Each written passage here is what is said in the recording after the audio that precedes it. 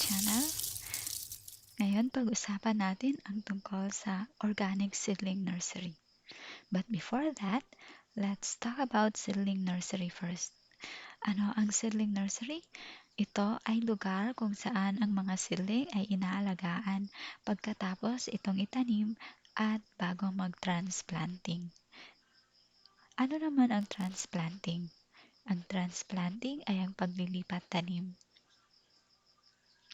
May mga katangian ang isang organikong seedling nursery. Una, malinis at walang kontaminasyon at may buffer zone. Pangalawa, may shade, screen o plastic na bubong bilang proteksyon sa matinding init at ulan. Pangatlo, may supply ng tubig at hindi klorinadong tubig.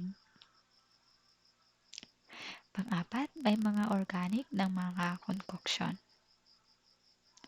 Panglima, may malinis na mga garden tools.